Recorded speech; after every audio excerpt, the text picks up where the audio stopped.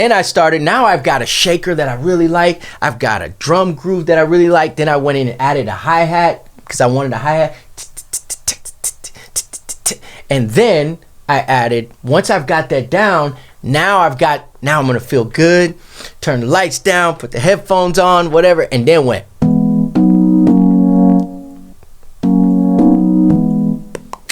Right? So I had it, I'm inspired. Then I might have changed it.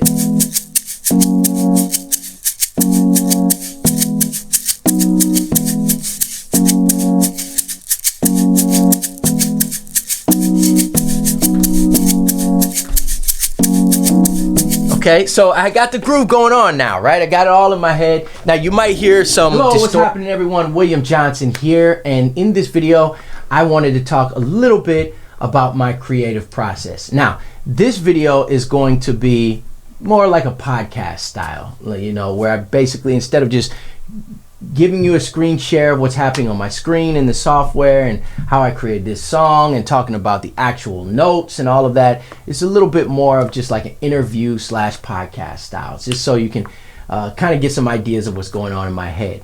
A couple videos ago, I posed a question out there to those of you that watch the channel to give me some feedback on some videos you'd like to see. And my friend Ethan suggested that I talk about my creative process when I'm producing a song or just in my production period.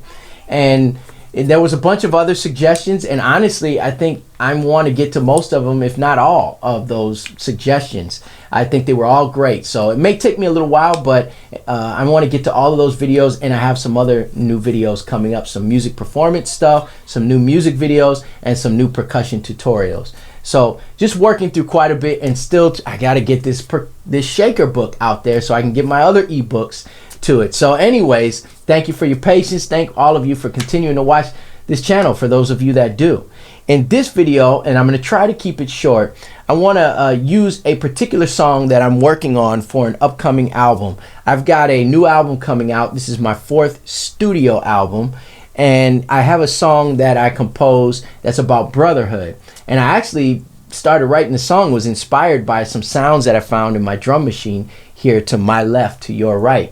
And I just want to talk a little bit about my creative process and how I produced this song and how it came about. So I'm not going to go all into it. So this might be a part 1. Maybe there'll be a part 2, a part 3. I don't know. Maybe this will be a new series and a new playlist on the channel. Creative process. You think that's a good idea? If you think that's a good idea, let me know down below, and I might do it anyway. I don't know. We'll see what happens. But anyways, Ethan, thank you for this idea.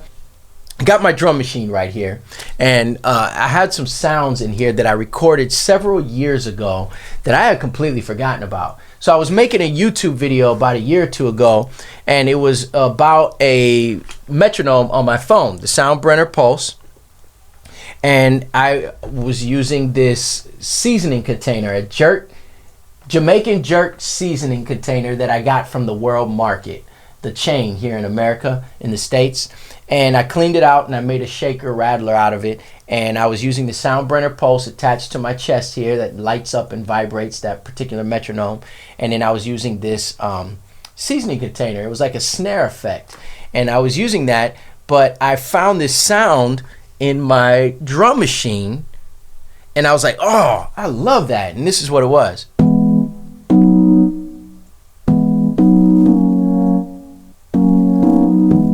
Nothing really fancy or complicated. I believe it's an E, B, and an F sharp, I think. But anyways, I just love the way it sounds. I love whatever I recorded that from, whether it was an app from my phone or whether it was a keyboard somewhere. I don't particularly remember, but I hadn't deleted it off of my drum machine. I don't even know why I recorded it. Maybe I was just going to use it to actually make a song later and I forgot about it. But I rediscovered it and thought I'll use that to make a song for a video. And I made this like 30-second song for a short clip within the video that I published here on YouTube. And I always had in the back of my mind after I made this video that I want to make a full song. It might be really cool to make a full song out of this. And so that's what I set out to do. So I set out to make a whole song with just those 3 notes. Now, the cool thing about that for me is that I like working with limitation. Limitation helps me not to get overwhelmed, and it often pushes me to actually create something. I don't know about you, but for me, when I have a whole lot of options, sometimes I just keep spinning and spinning and with all these ideas, and I keep creating, but I never really finish anything. So limitations help me to actually create something. So here, out of the 9 pads on that particular patch in this Roland SPDS of mine that I've had forever, in electronic terms, it was only 3 pads, 3 sounds, right? So I mean, there's a certain number of variations that I could use. I can go, or I can go,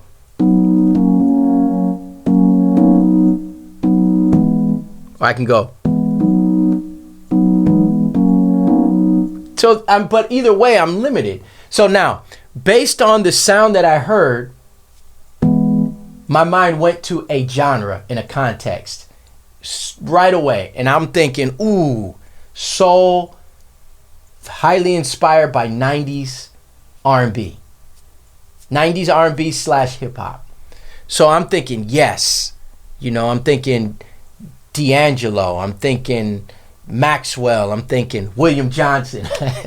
But I'm thinking putting my stamp on it. I'm hearing percussion. I'm hearing a specific style of drum groove. So I grabbed my metronome and I just started tapping as I played this in my mind.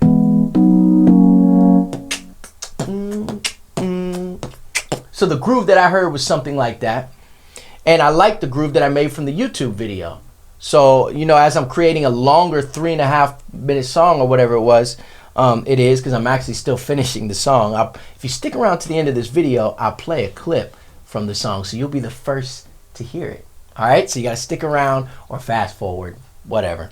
Anyways, so I'm tapping on the metronome to get some kind of tempo that I like, that feels good. And I think it was somewhere around 82.5 or something like that. But anyways, I plugged the phone direct into a mic preamp and recorded the metronome that way, since I was just using the app instead of going into my software and doing it. Now, I know it's a really roundabout way of doing things, but sometimes I don't know. I like playing and manipulating with outboard gear in my studio, and the phone happened to be a piece of outboard gear that I was using. And so, yeah, it may not be the most efficient way to do it, but it was inspiring for me. So anyways, I recorded the metronome, then I took a shaker, and then to the metronome, I just recorded a 16th note pulse, 1 E in, a 2 E in, to the metronome, and played, instead of playing a part of it and then stopping and then looping that on through, I just played it for like 3.5, 4 minutes and said, okay, that's what I got to work with, right? But when I played it, in my mind, I had this. So in my mind, I had that.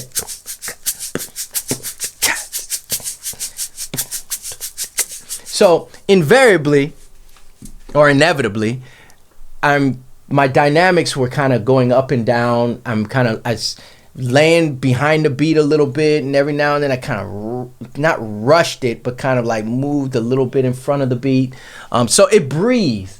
And then I did that, and I don't always do this, but sometimes I'll do that and record a shaker or something else like a shaker, and then go back and mute the metronome, the click. So now the shaker was recorded to the metronome, and the shaker becomes my click. So it's like I'm playing to something organic, and it gives me an organic vibe. It makes me feel like it inspires me a little bit more, right? So that's how so then I went back and just went and tried to find a kick and a snare that I like.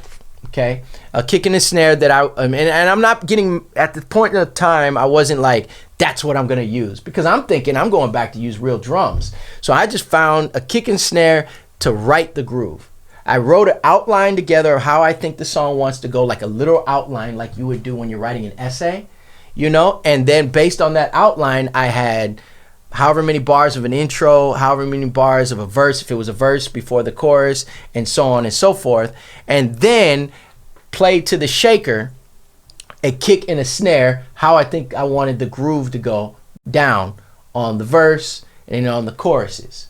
Okay, and I tried to get it as right as up front, you know. And what I mean by right is not so much the sound, but so much as the way the kick and the snare would sound on the verse as opposed to the chorus, right? And I'm not so much worried about a bridge because I figured I could add that with it being digital in the box. I could slide it out or create a bridge later. But right now, I just needed to write these ideas down, and I was using the software to write the idea as opposed to just charting it out. Sometimes I'll actually write down the whole bars. I'll chart out the song of how I think I want it to go and then start recording based on what I've written down on paper.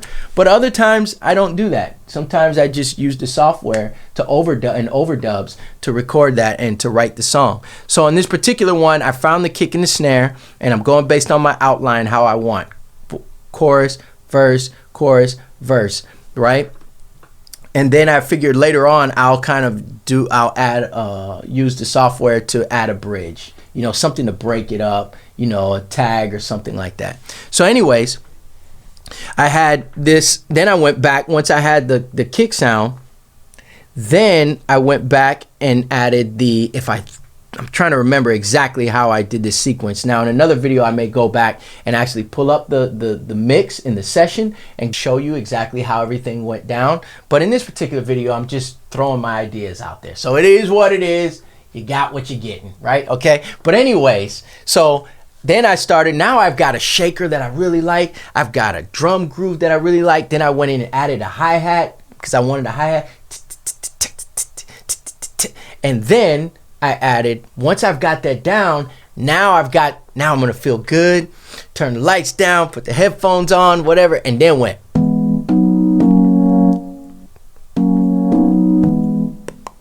Right? So I had it, it's fine. Then I might have changed it.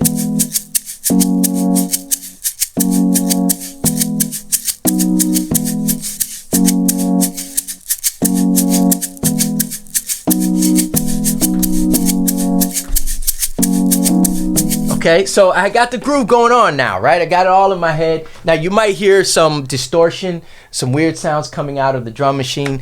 I think it's one of the volume knobs, the potentiometer in there or whatever. It's got some dust. I need to go in there and clean that out ASAP. So if you're hearing that, that's what's going on there. Hopefully this drum machine will last many more years. Because I love it. It's one of the first generations rolling SPDS, and I know they have new ones, but I love the sounds that were in there, and I know the machine. So, but anyways, so I had all that, created that, and then I started hearing some vocals later because I was like, what is this song gonna be? Sung? Is it gonna be instrumental? But then sometimes when I write a song, and that's what happened with this one, sometimes I'll hear a melody before I even hear a lyric. Sometimes I have lyrics. I write down a lyric and I don't even have a melody to it. I just know I have a concept. But this one, and it just came out of no. I'll always be right here for you. I didn't even know who I was talking to. I didn't know if God was talking to me saying, I'll always be right here for you. I didn't know. All I know is I heard. Let me play it real quick.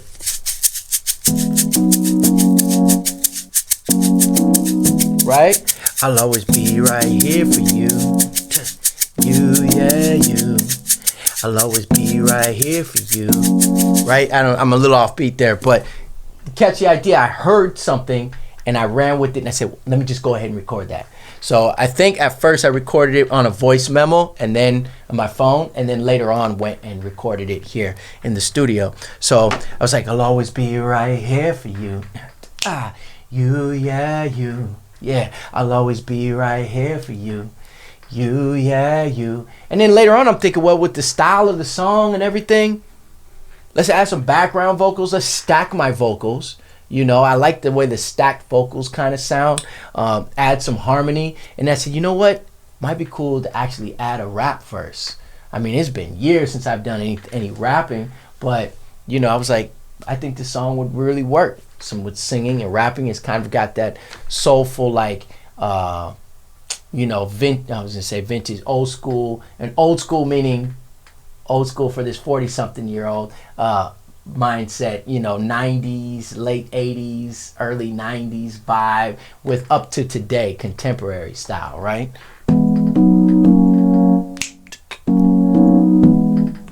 So I said, you know, the rap verse would be really cool. And then I started thinking, ooh, it would be great to have a female vocalist to accompany my voice, to kind of round it out, get a little bit a higher tonal texture, right? Pitch, as far as that's concerned. So I was like, yeah, and somebody that can sing much better than me too. Once I had all of the sounds that I wanted for the next phase of finishing the song or creating the song, I decided to reach out to some of my friends, some other musicians. So one of the big steps for me was to have bass on the song. I was going to do the bass myself using either MIDI files or, you know, programming it, or maybe using a variation or a combination of 808s and an udu drum and some other percussion and just create this bass line. But with this song being in the genre or style that I was going for, I really wanted to have an actual bass. And I don't play the bass like an actual electric or upright bass. So I reached out to my friend Josh Mann. He's one of my go-to people for bass, as well as keys and an electric guitar. Incredible musician. Was based out of Central Carolina here. Now he's in San Francisco and worship leading out there. Incredible musician. Reached out to him and he sent me this amazing bass track. And now when I reach out to other musicians, this is another big part of my creative process, and very much so in this song as well, is that I'll usually pick or choose a musician that I think lends itself well to that style of song that I'm going for. And actually, you know what, I shouldn't phrase it that way. The way I'll phrase it is, yes, what I said is definitely the case, but also I'm usually a fan of that particular musician. So I'll think they'll have a style that I like. So I don't want to tie their hands up too much. I'll tell them what I'm going for, give them as much direction as they need, but at the same time tell them, but if you hear something, go for it, because I want their flavor, I want their style, I want their creativity on the track. They may do something that I would not have thought of. And for me, that's one of the biggest and most beneficial aspects that anyone could have when you're producing something, is the putting it together, hence the word production, produce. So it's not just about being a musician who can play all the instruments. That's not in and of itself what a producer is. It is, and it can be, and it has been for many great classic albums and tracks. But oftentimes what a great producer, not that I'm great, but what a good producer, not that I'm good, but what a good producer does is they're able to put a team together, and they're also able to allow those people that are working on that track, that song, that composition to flourish, to be who they are, to just, you know, to add their style, and then you go in and you carve it from there. So Josh sent me this great bass track. I asked him if he could kind of add some stuff on there, and this is what I did even before I sent it to Josh. I don't know if I did it before or after I sent it, but I put an MD, a music director track, in the actual session. So while the track is recording, I wrote down certain areas that I wanted to give him direction, and then when I press record, and then as the track is recording, I actually gave directions. So I said, all right, the intro's coming, and right here we're gonna do a do-do-do-do-do-do-do, maybe a slide right there. All right, this is coming up. So you hear it's a talk track. It's a talk track some people call it an MD track. So you're directing basically. So as the musician is hearing it in real time, they hear you directing them and your ideas of placement and style and other stuff. That usually is very helpful. It's very helpful for me, and I found that it's helpful for other musicians that I'll hire and send to if they're doing work for me out of my studio here. So Josh sent me the bass track, and it was awesome. And once again, it took that song, just like each other layer, took the song to another level and created inspiration and influenced other parts of the song. Now, even before I sent Josh the track, I think because some of it's getting a little fuzzy in my memory. But I also created some synth sounds that were actually stocked to this Arturia. I have the Arturia Keylab 49 Essential here, and it comes with a plethora of beautiful sounds. And I found a synth that I thought would work really well based on the style that I was going for. It's a fusion of a 90s R&B with some of today's style pop R&B and pop music and electronic music. So I was really just putting my style, my flavor on it, but I wanted to add kind of almost like some counter melodies with it. So I found a synth that I thought would work really well with the song. And I have a couple musicians in my mind, artists in my mind that I'm a fan of, that I was really going for that style. So yeah, I had those synth sounds, and then I just put those in there, and then Josh's bass on there. And after hearing all that, I thought, you know what would fill it out really well is female vocals. So I reached out to a female vocalist that I use quite often. Her name is Lasheri Drawhorn. She is an incredible vocalist, one of my favorite vocalists there is. And she just came in the studio and nailed it, man. She just awesome, man. It was great, you know. And I thought it would be, I had this vision in my mind. This is another part of my creative process, is I'll often, you know, sometimes I have an idea and I just say, hey, let's see if it works. If it doesn't work, fine. But sometimes it's like I can see almost the finished product of what it's going to be, and how that singer is going to contribute, or how that instrument. And with the singer, I like to use their voice like an instrument, because it is an instrument. So again, I'll try to give them some direction and reference. When Lasheri came, I gave her some. Now with Lasheri, I don't like to give a lot of direction, because I just love everything that she adds, and I'm afraid if I give too much direction, she might do something, wanting to serve the song, she might do something that I might say and not do something that she would just think would be cool and have her own freedom. Sometimes when you give the musician their freedom to put their stamp on it, then you get something really neat that you would not have thought of before. And that, to me, is a mark of good producing, right? And that's for part of my creative flow as well, especially when I'm having other team members, other musicians in. So anyways, a lot of different elements to the song. That's just a little bit. I could go in and get more technical about different parts of the song, and, you know, still finishing the song up, there's other parts of it. Anyways, I don't know. I'm just kind of throwing this all out as it comes to me and as I think about the song. Hopefully some of this will have helped you, or you've been able to glean some information from it. If anything, might just be some of you might just want to know how I do things, or get a sneak peek into my world. And this is one little aspect, because sometimes I'll make a song in a completely different way. Sometimes it's all off of a guitar melody, or a dream that I've had. I've had dreams, and I've woke up in the middle of the night with ideas, or sometimes I go for a walk in my favorite trail, Greenway, and then I come up with an idea based off a sound I hear in nature. So, you know, or a bird song. So anyways, the thing that is unsaid here is the library that's in my head. I'm influenced by so many different styles of music, and I'm also very sensitive to colors, you know, art. I paint and I draw, and then tone and texture. And I say all that, and all that stuff is important, because music, when you're creating, for me, the creative process, I'm kind of like a bank account. If I go to an ATM and I have nothing to take out, or if I don't put anything in, I'm not going to be able to take anything out. So once I heard the sound, I already had something that it inspired me. Now there's other sounds that don't necessarily inspire me. So, you know, I was talking to someone, and we were talking about how sometimes they just will hit this wall and they don't really know how. They'll have a good sound, but they don't really know how do I take it to the next step as learning how to be a producer. And my thing is, what is cool to you?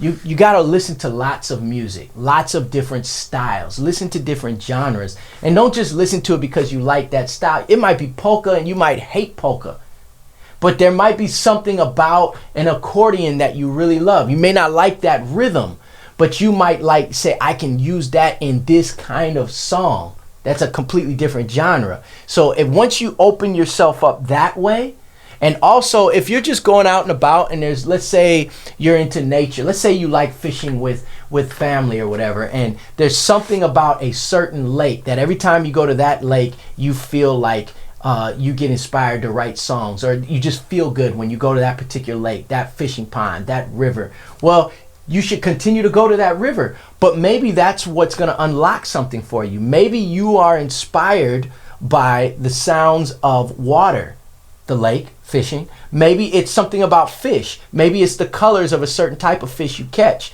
But when you think like that, you're now thinking outside of this room and studio. That may help you to get inspired to actually create something out of one thing. So for me, yeah, that's a sound that I really like, but what you're not seeing is when I created that beat is all of the years before. There's 30-something years before, 40-something years before, but 20-something and 30-something years ago, there were songs that really influenced me that remind me of that road sound for whatever reason, and I'm just running with it, you know? So anyways, that's just a little bit into my creative process of this particular song that's about brotherhood. This particular song, for me, then I started thinking about it and meditating on it, and it started making me feel really good. Like I was like, this is a song that I'm starting to write here that I want to hear, and it's taking me a certain direction.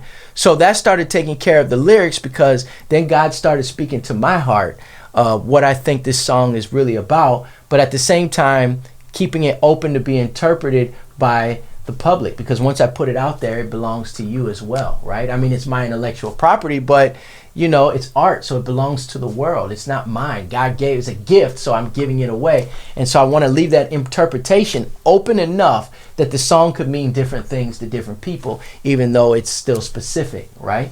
So the lyrics started coming, and you know, this particular song, still finishing. I don't even have all the lyrics to it. So I'm going to let you hear a little bit of it now, because it's almost done, and it will be done here within a few weeks. And hopefully you'll be like, yeah, I want to hear this song, and I want to hear and I want to buy or stream the song on Spotify and iTunes. And so yeah, anyways, this is an upcoming song called I don't even have a name for it. I said that I don't have a name for it. But anyways, it's about brotherhood, and it's going to be on my new album, my 4th studio album coming out soon. Yeah. Turn it up. Come on. Yeah. Here we go. I'll always be right here for you. Yeah. Here we go. I'll always be right here for you. I'll always be right here for you. It never ceases to amaze me how time marches on. And even though those days when we were kids are gone, the love and the values from mom and dad live on. The bond of DNA is strong, but the love cultivated is stronger. The blood of Jesus lasts longer. I see grace and mercy to reach our families, God's strength to stand from the gravity of the agony. From mountain high to valley low, I'll always